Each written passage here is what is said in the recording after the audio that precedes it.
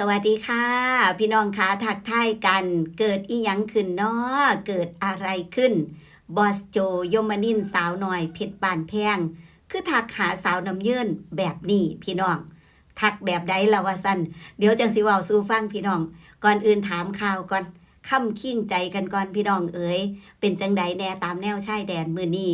สถานการณ์เป็นจังใดแน่เว้าสู่กันฟังเนาะคอมเมนต์มาพี่น้องเอ๋ยแล้วก็ขอเป็นอีกหนึ่งแห่งใจ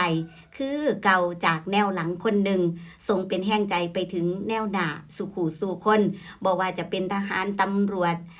ทหารพรานหน่วยกู้ภัยหรือว่าจะเป็นจิตอาสาหรือจะเป็นผู้ใดก็แล้วแต่เนาะที่อยู่ในเขตพื้นที่ทางแนวหน้านะคะ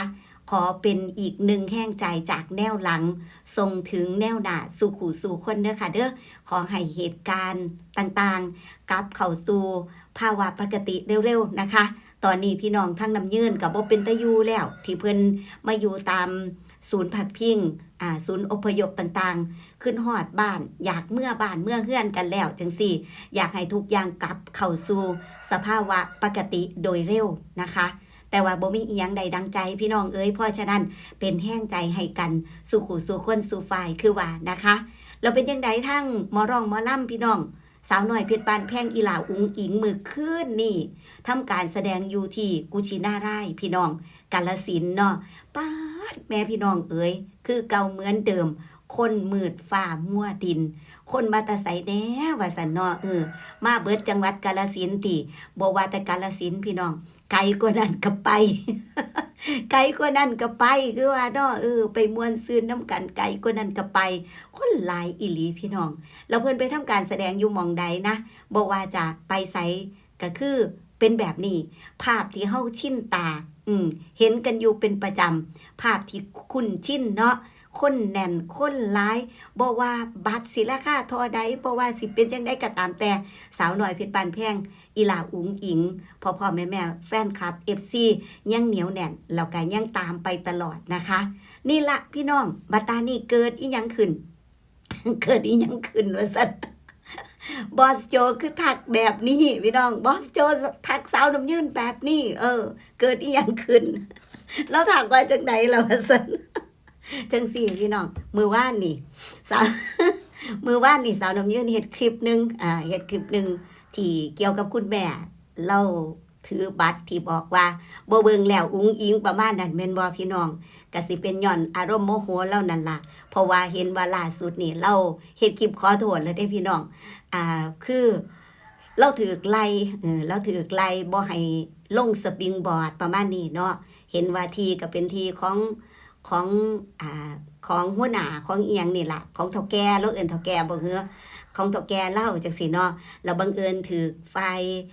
ผู้ประมูลงานจังซี่แม่นบ่ที่ลงสาวน้อยเพชรบ้านแพงให้อีหลาอุ๋งอิงมาทำการแสดงเราก็ซื้อบัตรเราก็มีบัตรแล้วล่ะแม่เรานั่นเนาะเราถูกไล่ทีก็สิแม่นด้วยอารมณ์โมโหนั่นล่ะพี่น้องเราก็เลยว่าเราบ่เบิ่งแล้วอุ๋งอิงเราบ่เบิ่งแล้วสาวน้อยเพชรบ้านแพงแต่เราบ่ได้อธิบายเหตุผลอื่นๆก่อนน่ะนะพี่น้องเรามาคลิปสั้นๆ14วิว่าซั่น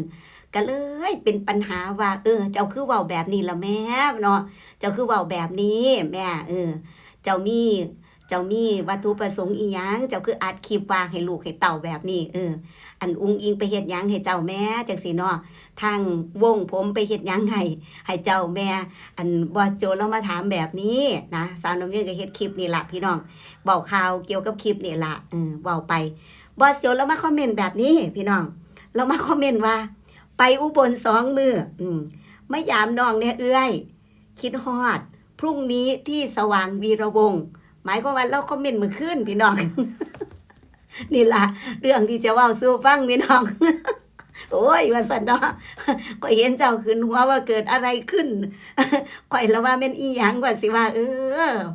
ฝากข่าวการข่าวงานพี่น้องเราพี่น้องไปม่วนซื่นน้ำกันนี่คือบอสโจว่านี่ล่ะเนาะนี่ไปอุบล2 มื้อมายามน้องเนี่ยเอื้อยว่าซั่นคิดฮอดพรุ่งนี้ที่สว่างวีระวงศ์ค่ะพี่น้องพรุ่งนี้ในหันคือบอสโจเราคอมเมนต์ไว้เมื่อคืนก็คือมื้อนี้19 ธันวาคมนะคะพี่น้อง19 ธันวาคม68 ที่ว่าการนาที่ว่าการอำเภอสว่างวีระวงศ์จังหวัดอุบลราชธานีห่างจากนี้ก็ประมาณ30 กิโลพี่น้องค่ะก็คือฝากพี่น้องไปหาลูกสาวเด้อมือแรงเด้อไปหาอีหลาอุงอิงไปมวนซืนกับสาวน้อยเพชรบ้านแพงพี่น้องเรามาอุบล2 มื้อแรกนี่อยู่สว่างวีระวงศ์มืออื่นพี่น้องมืออื่นอยู่เขมราชค่ะพี่น้องมืออื่นนี่อยู่เขมราชนะคะพี่น้องทั้งเขมราชหรือว่าพี่น้องทางใกล้ชิดติดกันเอาผู้ใดอยากมามวนซืนกับลูกสาวมาทั้ง2 มื้อก็ได้มื้อแรกมาแล้วมื้ออื่นไปอีกก็ได้พี่น้องมื้ออื่นนี่อยู่วัดสนามชัยค่ะอยู่วัดสนามชัยนะคะตำบลเดี๋ยวนะบ้านวาน้อยเด้อค่ะเด้อบ้านวาน้อยตำบลเขมราชอำเภอเขมราชจังหวัดอุบลราชธานี19-20 ธันวาคมนะคะพี่น้อง19ที่หน้าที่ว่าการอำเภอสว่างวีระวงศ์เนาะบาตานิกะ20อยู่ที่วัดสนามชัยนะ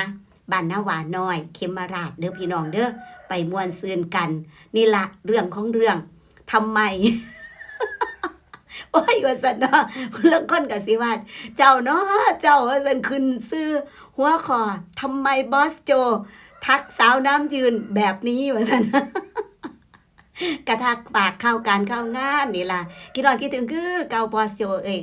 คิดฮอดคิดถึงคือเก่าคิดฮอดน้องคือเก่านั่นล่ะขึ้นฮอดสุขุสู่คนผู้ได้พ้อกันทีมงานสาวน้อยเพชรปานแพงคิดฮอดกีฬาอุ้งอิงคิดฮอดคือเก่าพี่น้องแต่เหตุผลที่เงียบหายไปบ่ได้ไปทายคือเว้าสู่ฟังหลายเถื่อพี่น้องเป็นเหตุผลจำเป็นส่วนตัวนะคะส่วนตัวอีหลีพี่น้องบ่ได้เกี่ยวกับบอสโจบ่ได้เกี่ยวกับสาวหน่อยเพชรปันแพงบ่ได้เกี่ยวกับอีหลาอุ้งอิงพ่อเอกแม่หน่อยหรือว่าผู้ใดนะคะพี่น้องเกี่ยวกับเจ้าของเกี่ยวกับเจ้าของและครอบครัวเจ้าของเด้อพี่น้องเด้อของสาวน้ำยืนเองนะอันส่วนเป็นหยังอีหยังจังใดในรายละเอียดสาวน้ำยืนขออนุญาตบ่เว้านะคะเพราะว่าบอกกับพี่น้องไปหลายเทื่อแบบนี้บางคนขยันขย่อเว้าสู่ฟังแน่แม่นเกิดหยังขึ้นกับเจ้าอีหยังจังซี่คือสาวน้ำยืนอยากจะบอกว่าแม่นสาวน้ำยืนเว้าไปก็คือมันบ่ได้มีประโยชน์ต่อผู้ใดนะพี่น้องมันบ่ได้มันบ่ไ